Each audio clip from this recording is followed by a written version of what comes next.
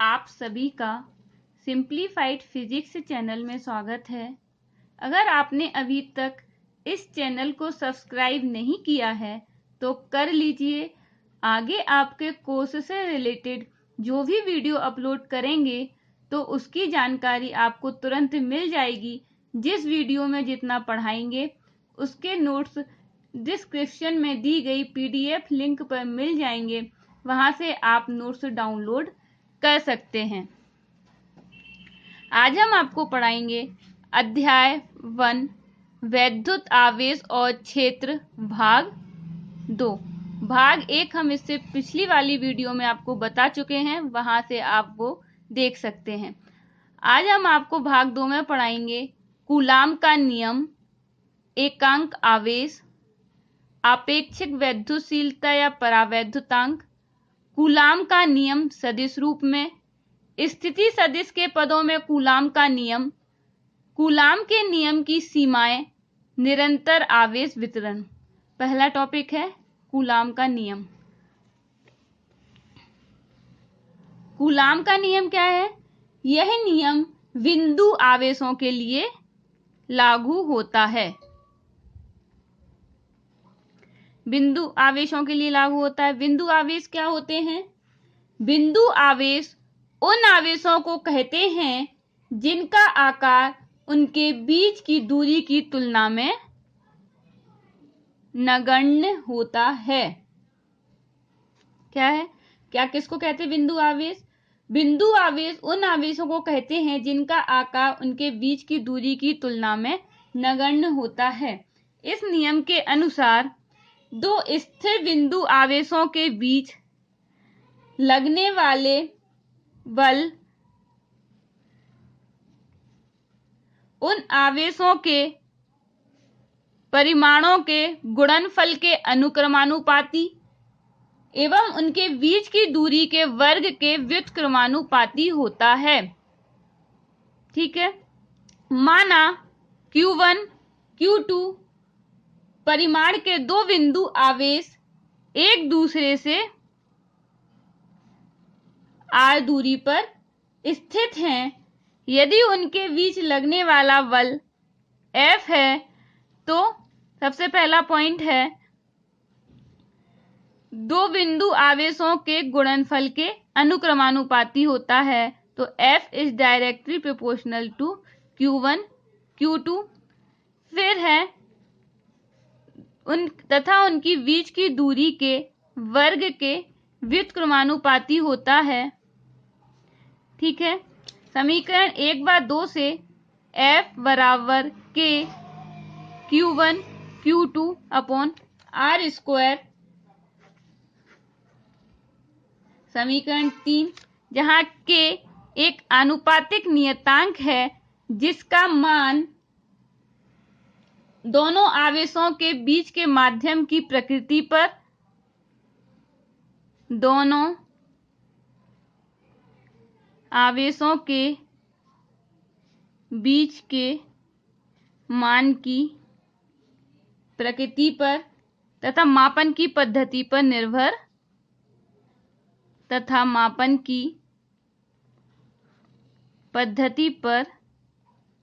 निर्भर करता है। ठीक है।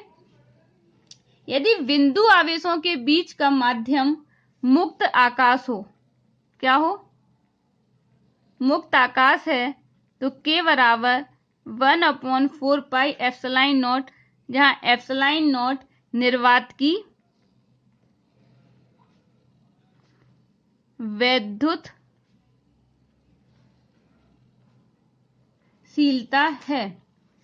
K का मान समीकरण 1 में रखेंगे तो F बराबर 1/4 pi epsilon naught Q1 Q2 upon R square. ठीक है। क्या है? जब दो आवेशों के बीच का माध्यम क्या था? मुक्त आकाश था। अब एप्सिलॉन नॉट का मान क्या है? 8.85 × 10⁻⁻12 कूलाम पर न्यूटन इंटू मीटर स्क्वायर और 1/4πε0 का मान होता है 9 × 10⁹ न्यूटन मीटर स्क्वायर पर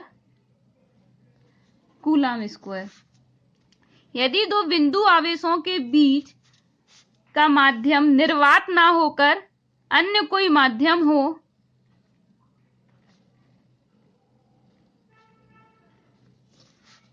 तो K बराबर 1/4πε।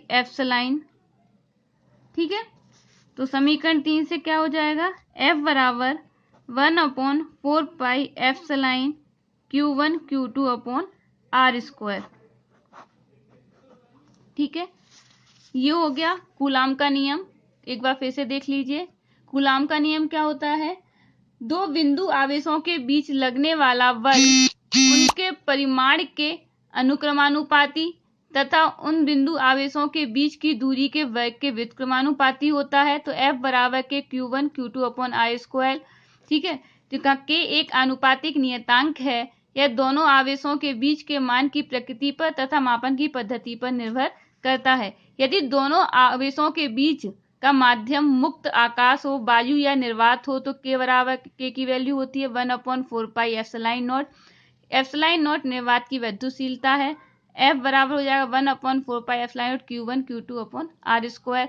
ε0 की वैल्यू होती है 8.85 × 10⁻⁻12 कूलाम पर newton into metre. 1/4πε0 = 9 × 10⁹ newton metre square पर कूलाम स्क्वायर। यदि निर्वात या वायु को छोड़कर अन्य कोई मात्रक हो तो माध्यम हो तो K बराबर क्या हो जाएगा 1/4πε। तो F बराबर 1/4πε Q1 Q2/r²।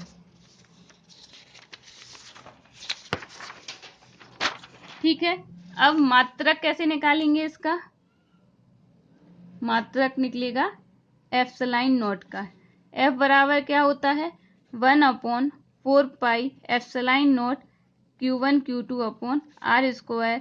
तो ε0 की बराबर हो जाएगा 1/4πε0 Q1 Q2/f/r²। तो ये हो जाएगा कूलाम स्क्वायर बटे न्यूटन इंटू मीटर स्क्वायर। विमा कैसे निकालेंगे, यहां से AT/mL T-2 L²। इसको सॉल्व करेंगे, m की पावर -1 L की पावर -3 T की पावर 4 और A²। तो ये क्या हो गई इसकी विमा। ठीक है, अगला टॉपिक है एकांक आवेश।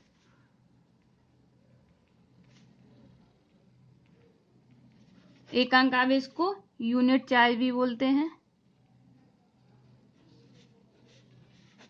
ठीक है, दो आवेशों के बीच लगने वाला बल क्या होता है, F = 1/4πε0 Q1 Q2/r²।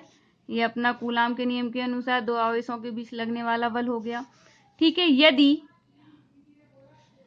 F बराबर 9 × 10⁹ न्यूटन और Q1 बराबर Q2 बराबर Q तथा R बराबर 1, तो समीकरण 1 से क्या हो जाएगा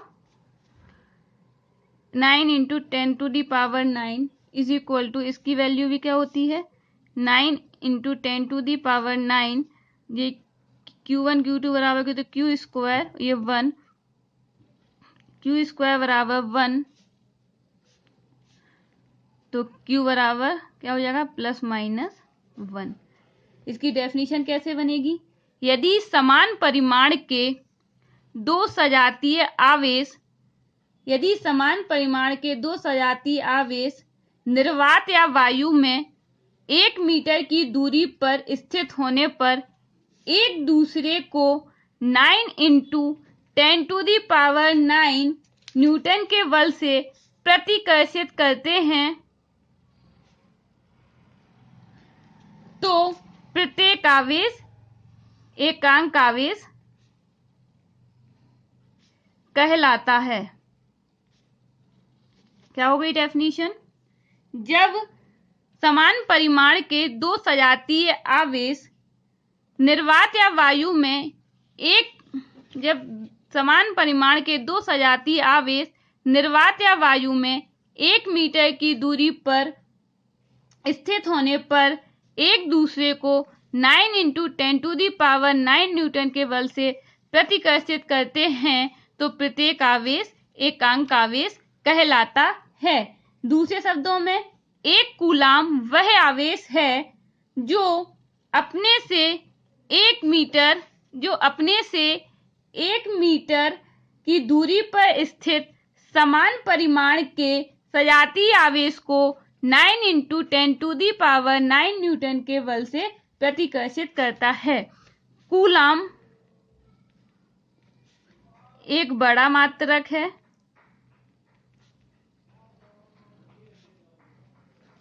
इसका संकेत C है। ठीक है। अन्य छोटे मात्रक भी उपयोग में लाए जाते हैं जैसे मिली कूलाम और माइक्रो कूलाम। मिली कूलाम को लिखते हैं MC और माइक्रो कूलाम को μC। ठीक है। मिली कूलाम माइक्रो कूलाम का उपयोग किया जाता है। तो मिली कूलाम बराबर होता है 10⁻³ कूलाम और ये हो जाएगा 10⁻⁻6 कूलाम। अगला टॉपिक है आपेक्षिक वैद्युतशीलता या परावैद्युतांक। ठीक है।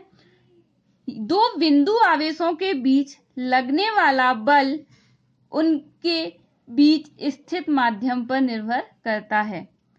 दो बिंदु आवेशों के बीच लगने वाला बल उनके बीच माध्यम पर निर्भर करता है। माना Q1 और Q2 परिमाण के दो आवेश एक दूसरे से r दूरी पर स्थित हैं। यदि उन आवेशों के बीच निर्वात या वायु हो तो उनके बीच लगने वाला बल क्या हो जाएगा? F बराबर 1/4πε0 Q1 Q2 अपॉन में r²। ठीक है। ये समीकरण नंबर 1 हो गया जहाँ ε0 क्या है? निर्वात की विद्युतशीलता।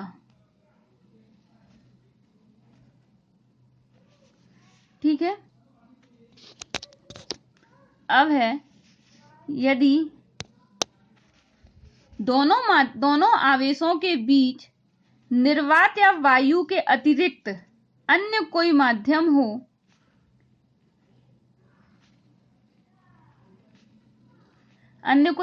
हो तो क्या हो जाएगा? F बराबर 1/4πε Q1 Q2 अपॉन में r²। समीकरण 2 जहां एप्सिलॉन माध्यम की निरपेक्ष विद्युतशीलता है। ठीक है। सबसे पहले क्या किया? पहले क्या हो? निर्वात या वायु हो माध्यम में तो F बराबर क्या हो जाएगा? 1/4πε0 Q1 Q2 अपॉन स्क्वायर। यदि दोनों आवेशों के बीच निर्वात या वायु न होकर अन्य कोई माध्यम हो तो F बराबर 1/4πε Q1 Q2 अपॉन r²। समीकरण 1 व 2 से तो क्या हो जाएगा? समीकरण 1 व 2 से क्या कर देंगे? भाग दे देंगे। समीकरण 1 / 2 तो क्या हो जाएगा? इसको मान लीजिए F1। निर्वात या वायु में क्या कर दिया? ये F1 ले लिया तो इसको भाग देंगे समीकरण 1 में समीकरण 2 का तो F/F1 = ε/ε0। ठीक है। क्वेश्चन 3 देखो इसकी डेफिनेशन कैसे बनेगी? माध्यम की वैद्युतशीलता एप्सिलॉन और निर्वात की वैद्युतशीलता एप्सिलॉन नॉट। माध्यम की वैद्युतशीलता एप्सिलॉन और निर्वात की वैद्युतशीलता एप्सिलॉन नॉट के अनुपात को उस माध्यम की सापेक्ष विद्युतशीलता ER कहते हैं या परावैद्युतांक कहते हैं। इसे K से प्रदर्शित करते हैं। तो K बराबर epsilon upon epsilon naught is equal to epsilon R। ठीक है, तो समीकरण 3 से क्या हो जाएगा? समीकरण 3 से K बराबर F अपॉन F1 क्या हो जाएगा? K बराबर F अपॉन F1। ठीक है, इसको कैसे पढ़ेंगे? अतः निर्वात या वायु में एक निश्चित दूरी पर रखे दो आवेशों के बीच लगने वाला बल, निर्वात या वायु में स्थिर दूरी पर रखे दो आवेशों के बीच लगने वाला बल या किसी अन्य माध्यम में उन्हीं आवेशों के उतनी ही दूरी पर रखे उनके बीच लगने वाले बल के अनुपात को माध्यम का परावैद्युतांक कहते हैं। ठीक, अगला टॉपिक है कूलाम नियम सदिश रूप में।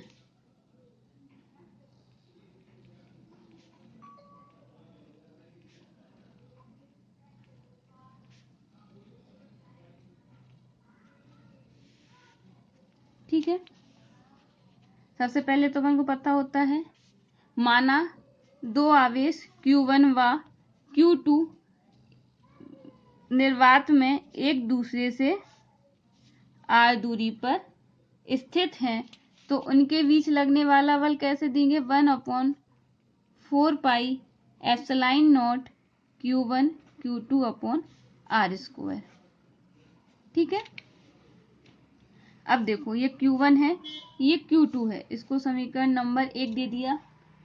यदि Q1 द्वारा Q2 पर आरोपित बल F21 हो तो F21 कैसे लिखा अपन ने?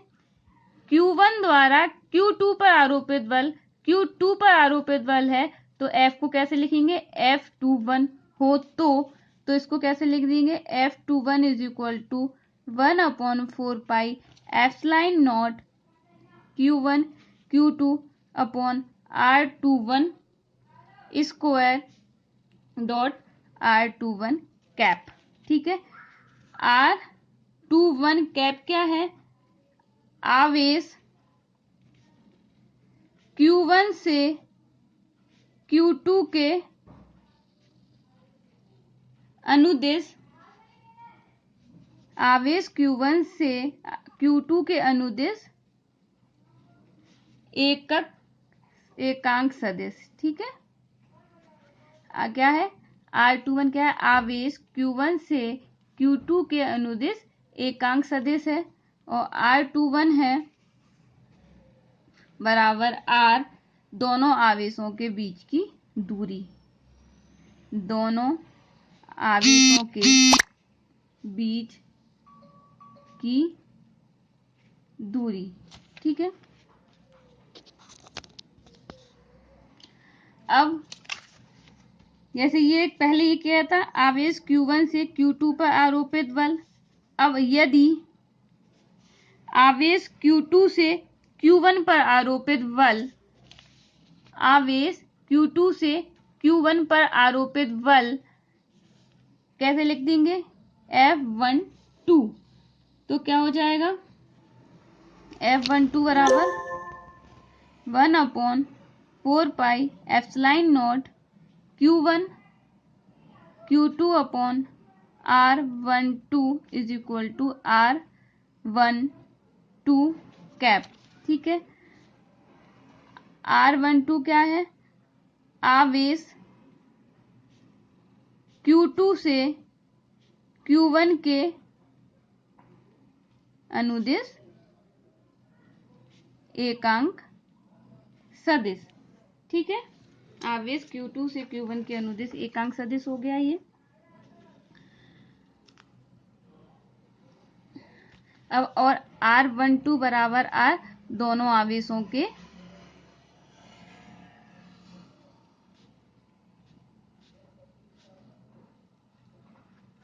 बीच की दूरी। ठीक है, ये हो गया, दोनों आवेशों के बीच की दूरी हो गई। अब है कूलाम के नियम के महत्व में क्या देखेंगे। चूंकि R12 बराबर माइनस R21 कैसे हो गया ये, सबसे R12 बराबर R माइनस के R21, ये देखो आवेश Q1 से Q2 के अनुदेश एक का सदिश, ये इस डायरेक्शन में जा रहा है, ये इस डायरेक्शन में आ रहा है, तो जो दूरी हो गई वो माइनस में लेंगे तो समीकरण 1 व 2 से F21 बराबर माइनस के F12, तो F21 plus F12 is equal to 0। मतलब दोनों आवेश एक दूसरे पर बराबर और विपरीत दिशा में बल लगाते हैं, अतः यह न्यूटन के तृतीय नियम का पालन करते हैं। ठीक है, सेकेंड पॉइंट है दोनों बल F21 और F12 आवेशों के केंद्रों को मिलाने वाली रेखा के अनुदेश कार्य करते हैं। F21 यहाँ और F12 यहाँ, तो दोनों सदिशों को दोनों आवेशों के केंद्रों को मिलाने वाली रेखा के अनुदेश कार्य करते हैं। ठीक है, यह एक केंद्रीय बल होता है। ठीक है, अब टॉपिक है स्थिति सदिश के पदों में कूलाम का नियम। माना बिंदु आवेश Q1 और Q2 निर्वात में क्रमशः A और B बिंदुओं पर स्थित हैं। माना A और B के स्थिति सदिश क्रमशः R1 व R2 हैं। तब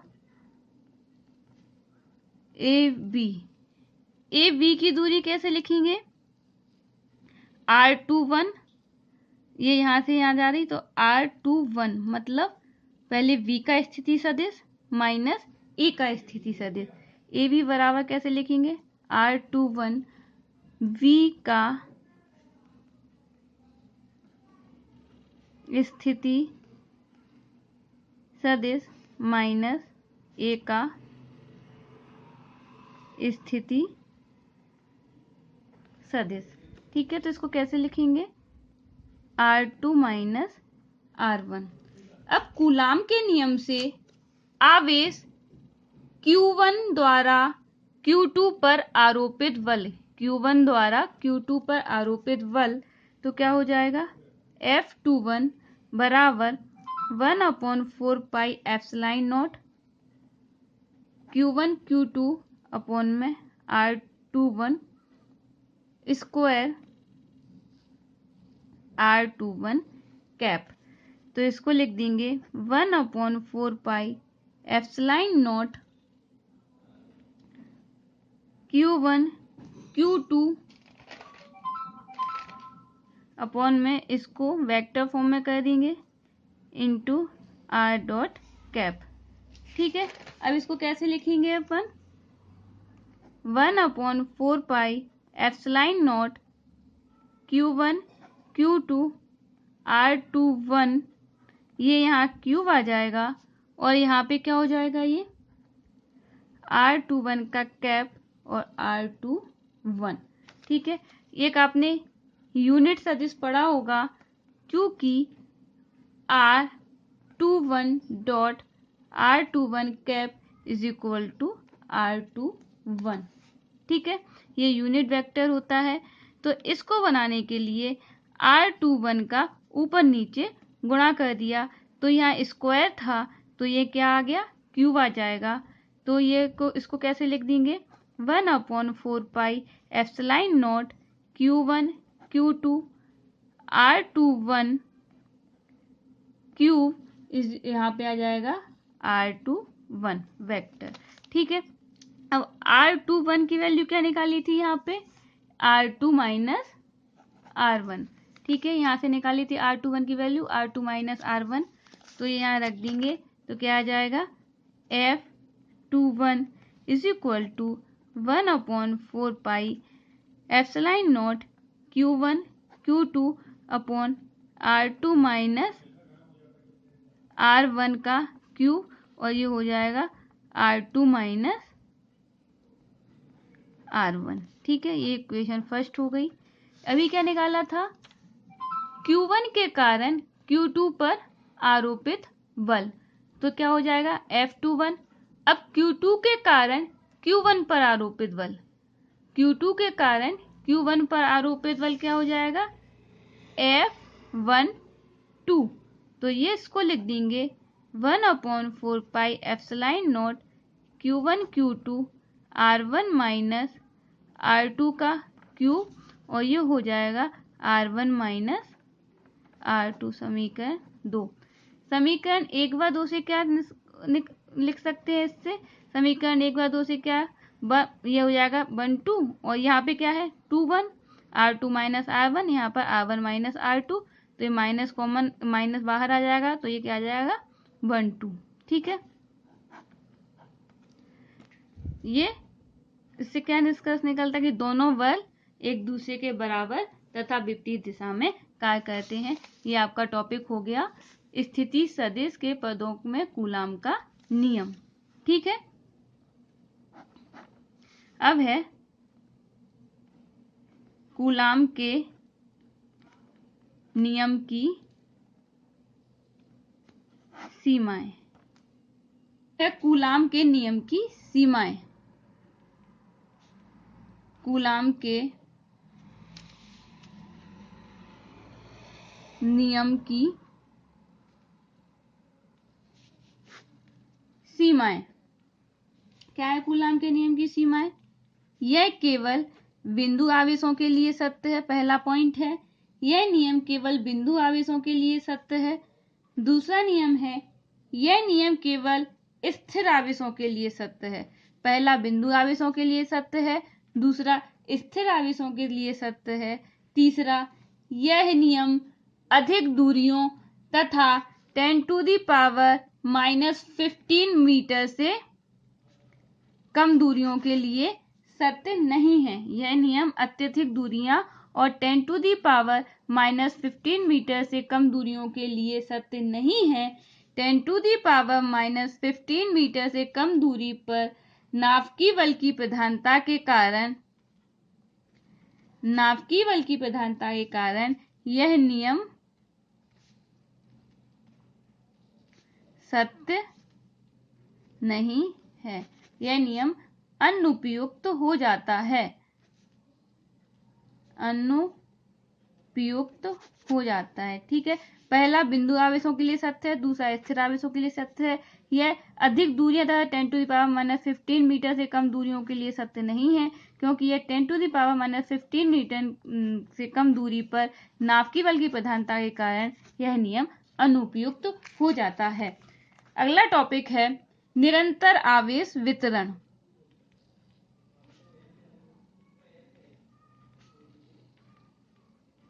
ठीक है, निरंतर आवेश वितरण कितने प्रकार के होते हैं, 3 प्रकार के होते हैं। नंबर 1 है रैखिक आवेश वितरण।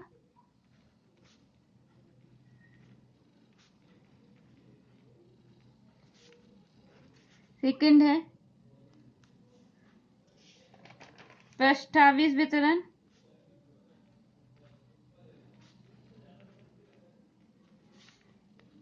थर्ड है आयतन आवेश वितरण।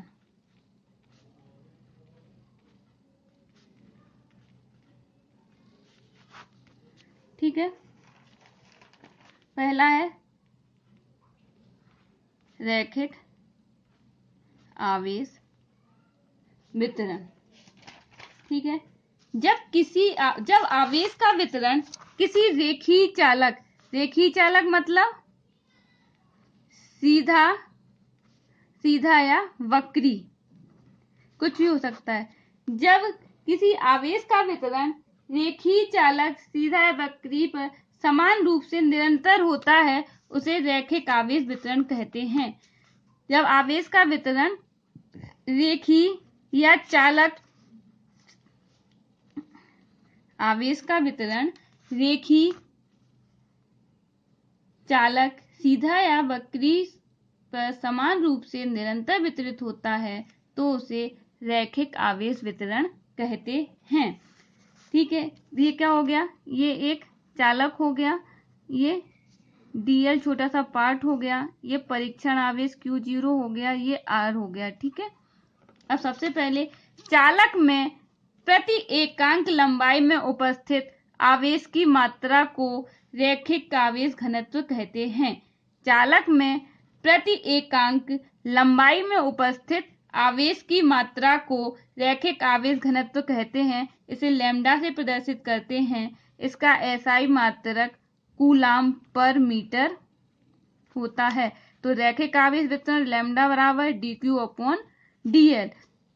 प्रति एकांक लंबाई में उपस्थित आवेश की मात्रा को रैखिक आवेश घनत्व कहते हैं। ठीक है, अब इसमें ये मान के चलेंगे, माना L लंबाई का एक तार है। ठीक है, रैखिक चालक है, इस पर समान रूप से आवेश वितरण है। यदि इस चालक की लंबाई dl में आवेश की मात्रा dq हो तो लैम्डा बराबर क्या हो जाएगा, dq/dl। ठीक है, तो dq बराबर क्या हो जाएगा, लैम्डा डॉट dl।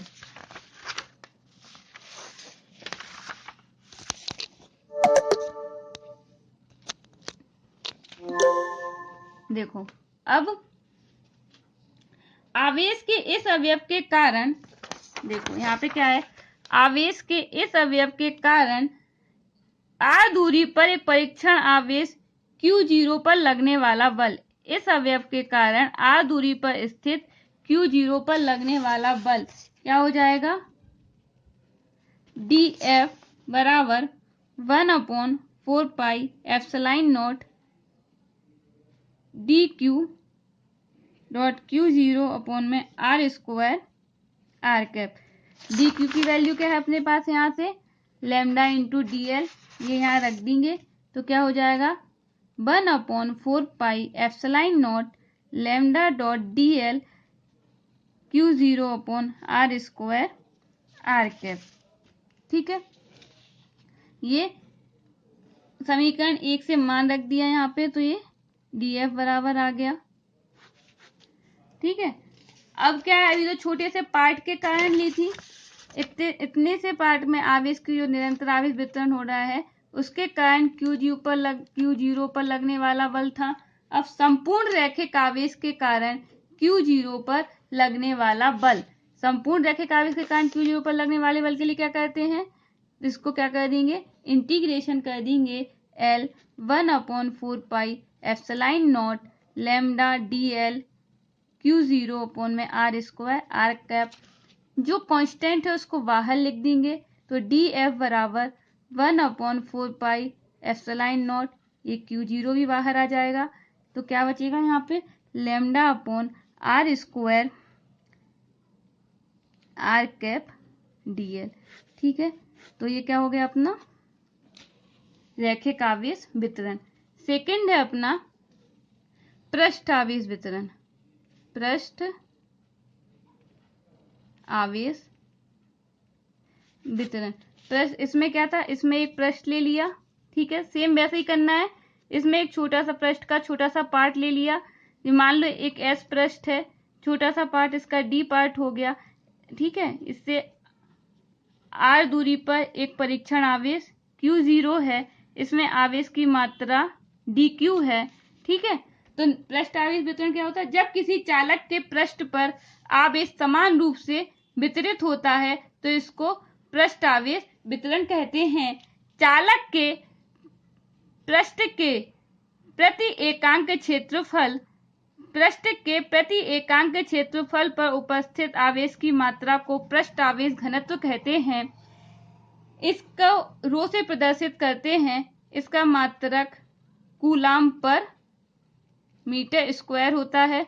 तो पृष्ठ आवेश घनत्व सिग्मा बराबर क्या हो जाएगा, dq अपॉन ds। तो सिग्मा बराबर क्या हो जाएगा, यहाँ से dq बराबर हो जाएगा सिग्मा इंटू ds। ठीक है, अब ds के कारण dq के कारण r दूरी पर स्थित परीक्षण आवेश q0 पर लगने वाला बल, ये क्या हो जाएगा, dF बराबर 1/4 pi epsilon naught dq q0 upon r square, ठीक है, r cap, r square r cap. अब dq की वैल्यू यहां से रख दो तो क्या हो जाएगा, 1/4 pi epsilon not sigma dot ds upon r square r cap. ये dF हो गया, ये ds के कारण। अब संपूर्ण पृष्ठ के कारण परीक्षण आवेश q0 पर लगने वाला बल, तो इसके लिए क्या करेंगे, s, इसका इंटीग्रेशन कर देंगे 1/4 pi epsilon not sigma dot ds upon r square r cap. तो जो कांस्टेंट है उसको बाहर निकाल दो, 1/4 pi epsilon not s sigma upon r square r cap dot ds, ठीक है। इसमें भी सेम वैसे ही किया, इसमें पृष्ठावेश घनत्व निकाला। पृष्ठावेश घनत्व क्या होता है, प्रति एकांक क्षेत्रफल में उपस्थित आवेश की मात्रा को पृष्ठावेश घनत्व कहते हैं। फिर इसके कारण dq के कारण q पर लगने वाला बल निकाला, फिर संपूर्ण पृष्ठ के कारण q पर लगने वाला बल के लिए इंटीग्रेशन कर दिया, ठीक है। अब है आपका आयतन आवेश वितरण। आयतन आवेश वितरण सेम ऐसे ही इसमें करना है। एक ये बना लिया आपने, ठीक है, ये आयतन हो गया, इसका छोटा सा पार्ट ये ले लिया, ये dq हो गया, यहाँ पे ये dv हो गया, ये थोड़ा सा वॉल्यूम ले लिया dv, इसके अंदर dq चार्ज हो गया, और ये r दूरी पर q0 परीक्षण आवेश हो गया, ठीक है। आयतन आवेश वितरण क्या होता है, जब आवेश का वितरण किसी चालक के संपूर्ण आयतन पर समान रूप से होता है, जब आवेश का वितरण किसी चालक के संपूर्ण आयतन पर समान रूप से होता है तो उसको आयतन आवेश वितरण कहते हैं, ठीक है। अब है चालक के प्रति एकांक आयतन पर उपस्थित आवेश की मात्रा को आयतन आवेश घनत्व कहते हैं, ठीक है। प्रति एकांक आयतन पर उपस्थित आवेश की मात्रा को आयतन आवेश घनत्व कहते हैं। इसे रो से प्रदर्शित करते हैं। इसका मात्रक न्यूटन पर मीटर क्यूब होता है, ठीक है। तो रो बराबर क्या हो जाएगा, dq अपॉन dv, तो dq बराबर क्या हो जाएगा, रो इंटू dv, ठीक है, ये हो गया। अब आवेश अवयव dq के कारण परीक्षण आवेश q0 पर लगने वाला बल क्या हो जाएगा, dF बराबर 1/4 pi epsilon naught dq q0 upon r square r cap. अब dq की वैल्यू यहां से रख दो तो क्या हो जाएगा, 1/4 pi epsilon naught rho dot dv upon r square r cap, ठीक है। q0 भी आएगा, है ना। अब ये हो गया इस छोटे से आयतन के कारण q0 पर लगने वाला बल। अब संपूर्ण आयतन के कारण q0 पर लगने वाले बल के लिए क्या करेंगे, F बराबर इंटीग्रेशन कर देंगे 1/4 pi epsilon naught rho dv q0 upon में r स्क्वायर dv, ठीक है। अब क्या करेंगे इसमें, तो F बराबर क्या हो जाएगा, 1/4 पाई एप्सिलॉन नॉट q0 भी बाहर आ जाएगा और v rho upon r square r cap dv, ठीक है। ये हो गया आपका आयतन आवेश वितरण। आपने देखा सबसे पहले रैखिक आवेश वितरण, ठीक है। रैखिक आवेश वितरण में सबसे पहले क्या, घनत्व निकाला। घनत्व निकालने के बाद एक छोटे से लंबाई के बाद इसके कारण इस पर बल निकाला, फिर पूरे चालक के कारण बल निकाल दिया। सिमिलरली पृष्ठ घनत्व आवेश वितरण भी ऐसे ही है। ठीक है, सबसे पहले पृष्ठ आवेश घनत्व निकाला, फिर इतने इस डी क्यू के कारण क्यू पर लगने वाला बल, फिर संपूर्ण पृष्ठ के कारण लगने वाले बल के लिए क्या कर दिया, इंटीग्रेशन। आयतन आवेश वितरण, तो रो सबसे पहले आयतन आवेश घनत्व निकाला, आयतन आवेश घनत्व के बाद डी क्यू द्वारा क्यू जीरो पर लगने वाला बल, फिर संपूर्ण आयतन के कारण क्यू जीरो पर लगने वाला बल के लिए इंटीग्रेशन कर दिया और फिर ये आ गया। आपको समझ में आया होगा। धन्यवाद। इसके नोट्स आप डिस्क्रिप्शन लिंक में पीडीएफ से डाउनलोड कर सकते हैं। धन्यवाद।